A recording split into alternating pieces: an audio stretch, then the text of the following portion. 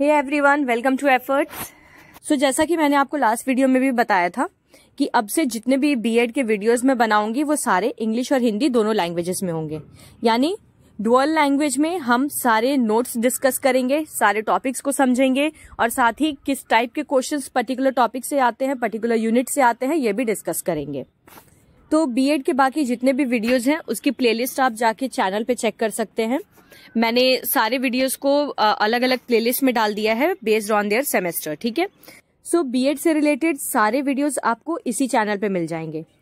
आज के वीडियो में पढ़ेंगे बीएड सीबीसीएस का थर्ड सेमेस्टर का paper code EDU BEd 110 110 principles and methods of teaching, यानी कि शिक्षण के सिद्धांत और प्रणाली। इसका यूनिट 1 हम फिनिश कर चुके हैं और आज हम पढ़ेंगे इसका unit 2 teaching as a communication process, यानी कि एक संचार प्रक्रिया के रूप में शिक्षण। इसका यूनिट 2 अगर आप देखें तो इसमें टोटल 5 चैप्टर्स हैं। Process of communication, lesson planning, concept, need and steps, basic teaching model, auto instructional approach, programmed instruction, linear and branching, basic teaching model, feedback, devices of teaching, FIACS, micro teaching, SST। तो ये सारे ही बहुत ज्यादा vast topics हैं, इसलिए हम सारे topics को 1 बाय 1 अलग अलग वीडियोस में कवर करेंगे, क्योंकि एक ही वीडियो में कवर करने से वीडियो बहुत ज्यादा लंबा हो जाएगा। इस वीडियो में हम सिर्फ 2 चैप्टर्स कवर करेंगे, प्रोसेस ऑफ कम्युनिकेशन और lesson planning, concept, need and steps. So without wasting further time, let's begin the video.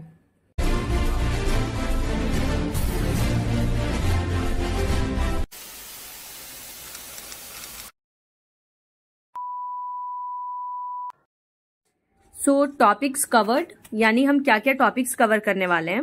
सबसे पहला concept, meaning and definition of communication.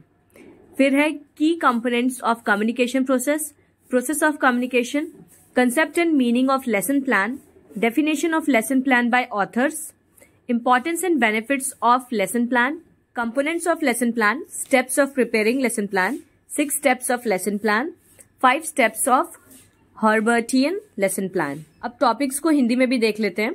संचार की अवधारणा, अर्थ और परिभाषा, संचार की प्रक्रिया के प्रमुख घटक, संचार की प्रक्रिया, पाठ योजना की अवधारणा और अर्थ, लेखकों द्वारा पाठ योजना की परिभाषा, पाठ योजना का महत्व एवं लाभ, पाठ योजना के घटक, पाठ योजना तैयार करने के चरण, पाठ योजना के 6 चरण, हर्बर्टियन पाठ योजना के 5 चरण।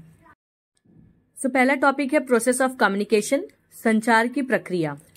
तो हर टॉपिक को हम जैसे स्टार्ट करते हैं उसके कंसेप्ट, मीनिंग और डेफिनेशन से। इसमें भी पहले हम कम्युनिकेशन का कंसेप्ट, मीनिंग और उसका डेफिनेशन जानेंगे, यानी संचार, संकल्पना, अर्थ और परिभाषा। Communication is the actionable transfer of information from one person, group और place to another by writing, speaking और using a medium that provides a means of understanding. Every communication consists of a minimum of one sender, a receiver and a message. संचार एक व्यक्ति, समूह या स्थान से दूसरे व्यक्ति, समूह और स्थान को लिखने, बोलने या समझने का साधन प्रदान करने वाले माध्यम का उपयोग करके सूचना का कार्यवाही योग्य हस्तांतरण है। प्रत्येक संचार में कम से कम एक प्रेषक, एक प्राप्तकर्ता और एक संदेश होता है। Communication can be defined as the process through which 2 or more persons come to exchange ideas and understanding among themselves. यहाँ more के बाद full stop नहीं होगा, वो गलती से लग गया। संचार को उस प्रक्रिया के रूप में परिभाषित किया जा सकता है जिसके माध्यम से 2 या 2 से अधिक लोग आपस में विचारों और समझ का आदान प्रदान करते हैं। तो ये तो थी कम्युनिकेशन की जनरल डेफिनेशन। अब देखते हैं कि फिलोसोफर्स ने कम्युनिकेशन की क्या डेफिनेशंस दी हैं। सबसे पहले है जॉन एडायर। इनका कहना है कि communication is essentially the ability of one person to make contact with another and make himself और हरसेल्फ अंडरस्टूड।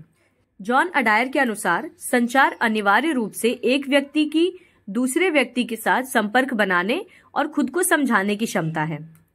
दूसरे हैं विलियम न्यूमैन और चार्ल्स समर। इनके according communication is an exchange of ideas, facts, opinions और emotions of 2 और मोर persons. William Newman और Charles summer के अनुसार संचार 2 या 2 से अधिक व्यक्तियों के विचारों, तथ्यों, राय और भावनाओं का आदान प्रदान है। Louis Allen, communication is a bridge of meaning, अर्थात संचार अर्थ का एक पुल है। तो तीनों ही डेफिनेशंस बहुत इजी हैं, आपको जो भी इसमें से कन्वीनियंट लग रहा है उसे याद कर लीजिए। अब जानते हैं कि कम्युनिकेशन प्रोसेस के क्या क्या कंपोनेंट्स हैं। की components of the communication process यानी संचार प्रक्रिया के प्रमुख घटक। Here are 7 essential components that make up the communication process. यहाँ 7 आवश्यक घटक हैं जो संचार प्रक्रिया बनाते हैं। इन 7 घटकों के बिना संचार की प्रक्रिया नहीं हो सकती है, यानी कम्युनिकेशन करने के लिए ये सातों चीजें होना जरूरी है। Number 1, sender, the person who conceptualize the idea and wants it delivered to the recipient. प्रेषक, वह व्यक्ति जिसने विचार की संकल्पना की और चाहता है कि इसे प्राप्तकर्ता तक पहुंचाया जाए। यानी अगर मैं किसी बात को सोच रही हूं और मैं चाहती हूं कि आप उस बात को जाने, तो मैं क्या हूं? सेंडर हूं, ठीक है, और आप है प्राप्तकर्ता यानी receiver. Encoding, the way the information is described और translated into a message. Encoding का मतलब होता है कि जिस तरह से जानकारी का वर्णन या संदेश में अनुवाद किया जाता है। यानी अगर मान लीजिए मैं सेंडर हूं, आप रिसीवर हैं, मुझे आप तक कोई इन्फॉर्मेशन पहुंचानी है, तो मैं वीडियो के थ्रू आप तक ये मैसेज पहुंचा रही हूँ, ठीक है, मैं आपको वीडियो के थ्रू पढ़ा रही हूँ। तो एनकोडिंग मतलब वो तरीका जिससे मैं अपनी इंफॉर्मेशन को आप तक पहुंचा रही हूँ। तो ये वीडियो क्या है? एनकोडिंग है। मैसेज, द आइडिया, फैक्ट और opinion that the sender wants to communicate. संदेश वह विचार, तथ्य या राय है जिसे प्रेषक संप्रेषित करना चाहता है। अब इस वीडियो के थ्रू मैं आपको कम्युनिकेशन और लेसन प्लान के बारे में पढ़ाना चाहती हूँ, ठीक है। तो कम्युनिकेशन और लेसन प्लान ये क्या है? मैसेज है, यानी वो संदेश जो मैं आप तक पहुंचाना चाह रही हूँ। Communication channel, the method of delivering the message. संचार माध्यम यानी संदेश पहुंचाने की विधि। अब मैं ये वीडियो बना रही हूँ, तो ये जो प्रोसेस है, ये विधि है, यही क्या है? कम्युनिकेशन चैनल है, यानी मैं मैसेज को आप तक भेजने के लिए रेडी कर रही हूँ। Receiver, the target audience of the message. प्राप्तकर्ता का क्या मतलब होता है? संदेश के लक्षित दर्शक, यानी जिसके पास हम मैसेज पहुंचाना चाहते हैं। अब ये वीडियो मैं बना रही हूं किसके लिए? आप लोगों के लिए। तो यहाँ पे आप लोग क्या है? रिसीवर हैं। Decoding, the interpretation of the message. Decoding का मतलब होता है संदेश की व्याख्या, यानी अब आप लोग जब इस वीडियो को देखेंगे तो वो क्या होगा? डिकोडिंग होगा, यानी जो मैंने वीडियो बनाया एनकोडिंग की, उसको आप लोगों ने देखा, यानी डिकोडिंग की। और लास्ट कंपोनेंट है फीडबैक, द रिस्पॉन्स और action a receiver takes after decoding a message. Feedback मतलब होता है किसी संदेश को डिकोड करने के बाद प्राप्तकर्ता द्वारा की जाने वाली प्रतिक्रिया या कार्रवाई। फीडबैक या प्रतिक्रिया का मतलब होता है कि मेरा वीडियो देखने के बाद आप लोगों को वीडियो अच्छा लगा या खराब लगा, या आपको उस पर कोई सजेशन देना था। मतलब अगर अच्छा लगा तो आपने सब्सक्राइब कर दिया, या आपको अगर सजेशन देना था तो आपने मुझे कमेंट करके बताया कि वीडियो को जो कंटेंट है उसको हिंदी में भी लाऊं मैं। तो ये जितनी भी चीजें आप किसी के मैसेज के रिस्पॉन्स में करते हैं उसी को फीडबैक कहते हैं। अब इस केस में क्या होगा कि सारा का सारा प्रोसेस रिवर्स हो जाएगा, यानी अब कमेंट लिखते टाइम आप सेंडर हो जाएंगे। आप मुझ तक अपना मैसेज पहुंचाने के लिए क्या तरीका चूज करेंगे? कमेंट चूज करेंगे, ठीक है, और उसको फिर आप टाइप करेंगे। और अब मैं एज अ रिसीवर आपके मैसेज को, आपके कमेंट को पढ़ूंगी और फिर उस पर रिस्पॉन्स दूंगी, और ये कम्युनिकेशन का प्रोसेस बार बार इसी तरह से होता रहेगा। नाउ लेट्स सी कि कम्युनिकेशन प्रोसेस किस तरह से काम करता है। संचार प्रक्रिया, the sender develops an idea to be sent. Communication begins with an idea. For a sender to construct a clear and actionable message he needs to organise his thoughts. प्रेषक भेजने के लिए एक विचार विकसित करता है, यानी कि संचार की शुरुआत एक विचार से होती है। एक प्रेषक को एक स्पष्ट और कार्रवाई योग्य संदेश बनाने के लिए उसे अपने विचारों को व्यवस्थित करने की आवश्यकता होती है। सेकंड स्टेप होता है the sender encodes the message. Once the sender develops an idea, they need to present the message in a coherent structure. प्रेषक संदेश को एनकोड करता है। एक बार जब प्रेषक एक विचार विकसित कर लेता है तो उन्हें संदेश को एक सुसंगत संरचना में प्रस्तुत करने की आवश्यकता होती है। Next is the sender selects the channel of communication that will be used. Think about how you need to send your message. The communication channel you use should organize your information in a way that enhances your point. एक प्रेषक संचार के उस channel का चयन करता है जिसका उपयोग किया जाएगा। इस बारे में सोचें कि आपको अपना संदेश कैसे भेजना है।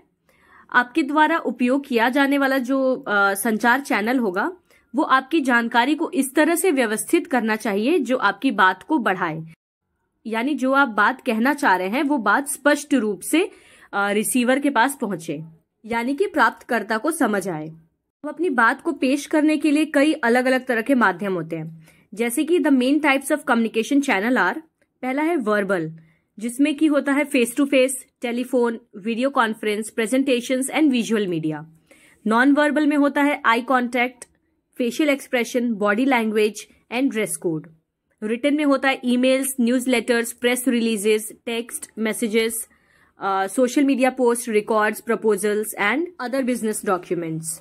विजुअल में आता है ग्राफ्स, चार्ट्स एंड ड्राइंग्स। तो संचार चैनल के मुख्य प्रकार हैं। एक तो होता है मौखिक, जिसमें आमने सामने बैठ के बात की जाती है, टेलीफोन, वीडियो कॉन्फ्रेंस, प्रस्तुतियां और दृश्य मीडिया। गैर मौखिक में क्या होता है, आंख से संपर्क, चेहरे के भाव या शारीरिक भाषा और ड्रेस कोड। लिखित में आता है ईमेल, समाचार पत्र, प्रेस विज्ञप्ति, पाठ संदेश, सोशल मीडिया पोस्ट, रिकॉर्ड्स, प्रस्ताव और अन्य वास्तविक दस्तावेज। दृश्य में आता है ग्राफ, चार्ट और चित्र।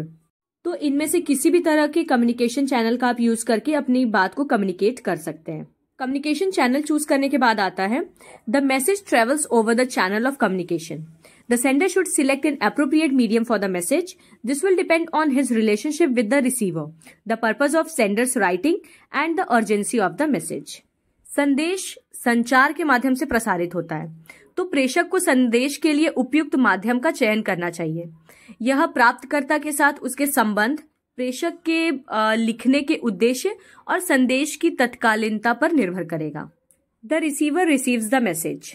Next, the recipient receives the message. The receiver will process the message according to the communication channel the sender uses. यानी प्राप्तकर्ता संदेश प्राप्त करता है, इसके बाद प्राप्तकर्ता को संदेश प्राप्त होता है। प्रेषक द्वारा उपयोग किए जाने वाले संचार चैनल के अनुसार प्राप्तकर्ता संदेश को संसाधित करेगा। The receiver decodes the message. The receiver then decodes the sender's message. In this stage, the receiver processes the information, understands its context, and analyzes its implications. This is one of the most crucial stages in the communication process. If the receiver can successfully decode the message, this implies the effectiveness of the communication process. प्राप्तकर्ता संदेश को decode करता है, फिर प्राप्तकर्ता प्रेषक के संदेश को डिकोड करता है और इस चरण में प्राप्तकर्ता सूचना को संसाधित करता है, उसके संदर्भ को समझता है और उसके निहितार्थों का विश्लेषण करता है। यह संचार प्रक्रिया में सबसे महत्वपूर्ण चरणों में से एक है। यदि प्राप्तकर्ता संदेश को सफलतापूर्वक डिकोड कर सकता है तो इसका तात्पर्य संचार प्रक्रिया की प्रभावशीलता से है। और लास्ट है the receiver provides feedback. Feedback is the most important step in the communication process. प्राप्तकर्ता फीडबैक प्रदान करता है। संचार प्रक्रिया में फीडबैक सबसे महत्वपूर्ण कदम है, क्योंकि बिना फीडबैक के जो कम्युनिकेशन प्रोसेस है वो वहीं रुक जाएगी।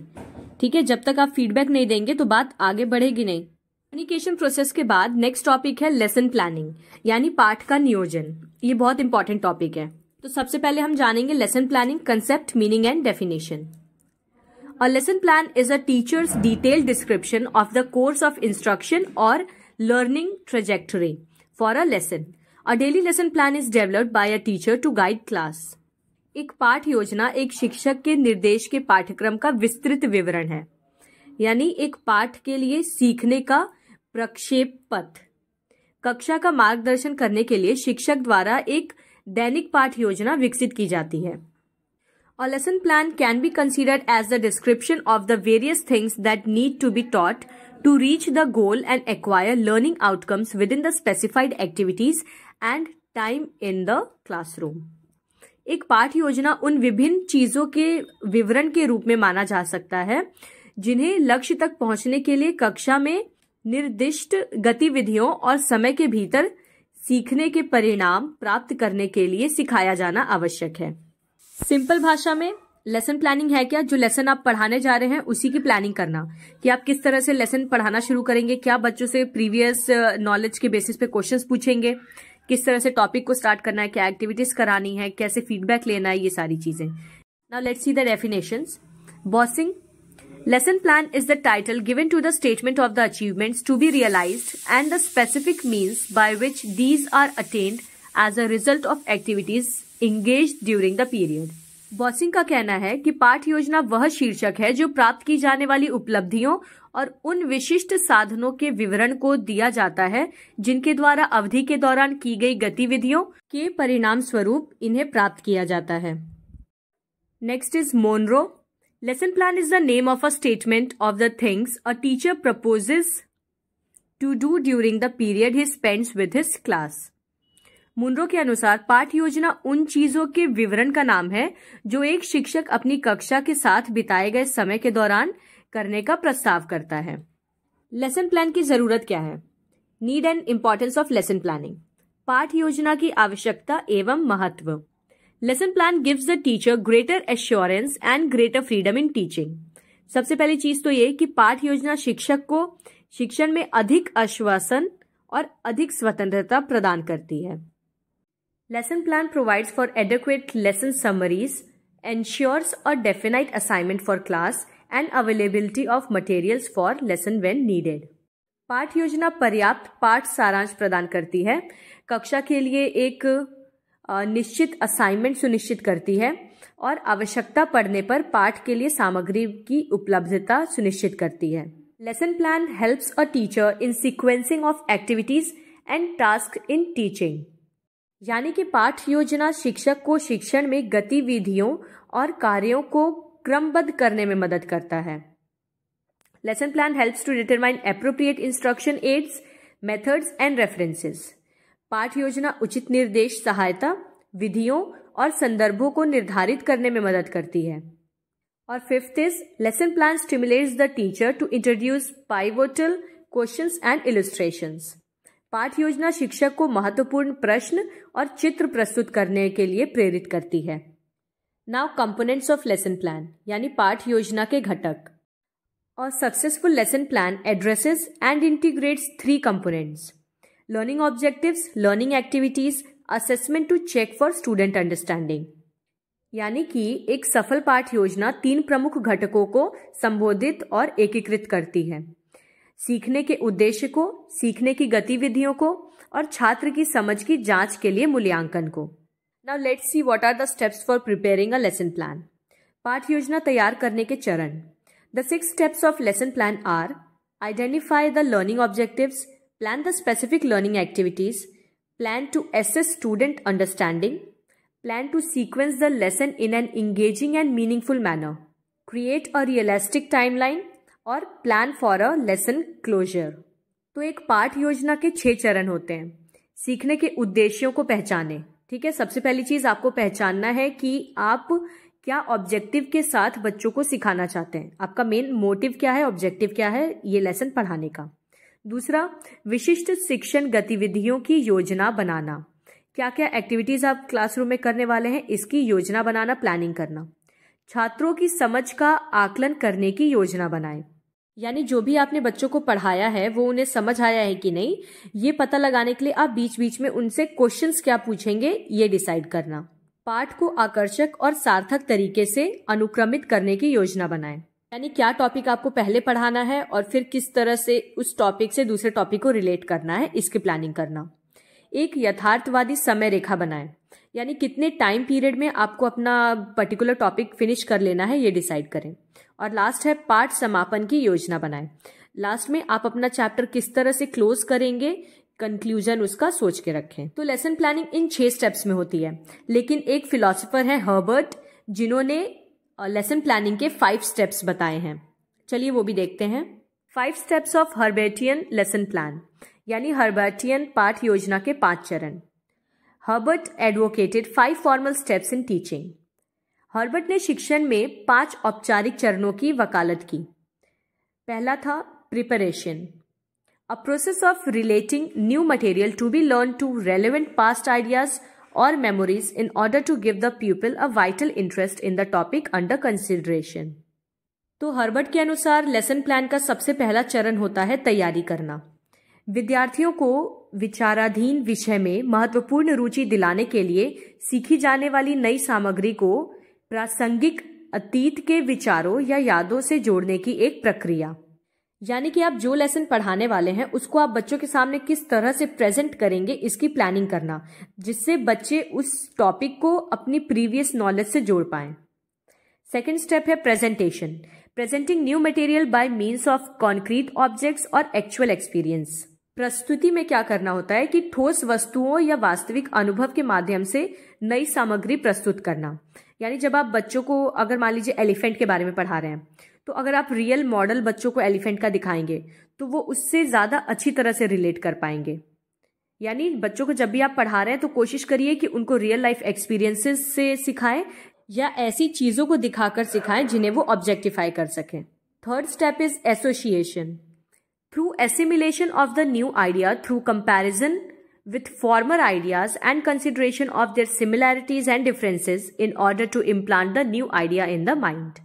एसोसिएशन का मतलब है कि नए विचार को दिमाग में स्थापित करने के लिए पूर्व विचारों के साथ तुलना और उनकी समानताओं और मतभेदों पर विचार करके नए विचार को पूरी तरह से आत्मसात करना। जैसे अगर कोई छोटा बच्चा है और उसने एक डॉग देखा, उसको बताया गया कि इसको डॉग कहा जाता है, उसके दिमाग में ये चीज बैठ गई कि अच्छा जो 4 पैर वाला होता है इसकी पूंछ होती है, इसको डॉग कहते हैं। अब वो नेक्स्ट टाइम अगर किसी घोड़े को देखेगा जिसके 4 पैर हैं, पूंछ है, उसको भी वो डॉग ही कंसीडर करेगा। फिर आप उसको बताएंगे कि ये डॉग नहीं हॉर्स है, ठीक है। फिर वो क्या करेगा, अपने दिमाग में उस नई नॉलेज को फीड करेगा। जो पुरानी नॉलेज थी डॉग और हॉर्स दोनों के बीच कंपैरिजन करेगा और दोनों के डिफरेंस को अपने माइंड में याद कर लेगा। Next is generalisation, a procedure specially important to the instruction of adolescents and design to develop the mind beyond the level of perception and the concrete. सामान्यीकरण यानी कि किशोरों की शिक्षा के लिए विशेष रूप से महत्वपूर्ण एक प्रक्रिया है और इसे धारणा और ठोस तर्क से परे दिमाग को विकसित करने के लिए डिजाइन किया गया है। जनरलाइजेशन मतलब ऐसे क्वेश्चंस या कंसेप्ट जिनको बनाया गया हो बच्चे के क्रिटिकल थिंकिंग को जांचने के लिए। यानी कि जैसे x की वैल्यू निकालना, y की वैल्यू निकालना, ये सारे कंसेप्ट जो हम पढ़ते हैं ये रियल में कोई ऑब्जेक्ट तो नहीं है ना। तो ऐसी चीजें जो ऑब्जेक्टिफाई ना हो, जो कंक्रीट ना हो, एब्स्ट्रैक्ट हो। और लास्ट स्टेप है application, using acquired knowledge not in a purely utilitarian way but so that every learn idea becomes a part of the functional mind and an aid to a clear, vital interpretation of life. This step is presumed possible only if the student immediately applies the new idea, making it his own. अनुप्रयोग का मतलब होता है अर्जित ज्ञान का उपयोग विशुद्ध रूप से उपयोगितावादी तरीके से नहीं, बल्कि इस प्रकार करना कि प्रत्येक सीखा हुआ विचार कार्यात्मक दिमाग का हिस्सा बन जाए और जीवन की स्पष्ट महत्वपूर्ण व्याख्या में सहायक हो। यह कदम तभी संभव माना जाता है जब छात्र नए विचार को तुरंत लागू करता है, उसे अपना बनाता है। यानी जो भी चीज बच्चे ने पढ़ी है, क्या उसे वो अपनी रियल लाइफ में इम्प्लीमेंट कर पा रहा है या नहीं, उसे अप्लाई कर पा रहा है या नहीं। क्योंकि जब बच्चा जिस चीज को सीख रहा है उसी चीज को खुद करके भी देखेगा, तभी उसकी बेसिक अंडरस्टैंडिंग डेवलप होगी। जैसे आपने बच्चे को बताया कि okay length into breadth rectangle का एरिया होता है। अब बच्चा घर जाके अपने टेबल का या किसी भी रेक्टेंगुलर चीज का मेजरमेंट लेके देखेगा, उसका एरिया निकालने की कोशिश करेगा। तो जब वो उसे अप्लाई करेगा तो वो कंसेप्ट उसके दिमाग में अच्छी तरह से बैठ जाएगा। So that is it. अब बाकी के जो टॉपिक्स बचे हैं यानी basic teaching model, auto instructional approach, programmed instruction, linear and branching, basic teaching model, feedback, devices of teaching, FIACS, micro teaching और SSST, ये हम पढ़ेंगे नेक्स्ट वीडियो में। So thanks for watching, and if you like the video, please subscribe it and share it with your friends. See you in the next one.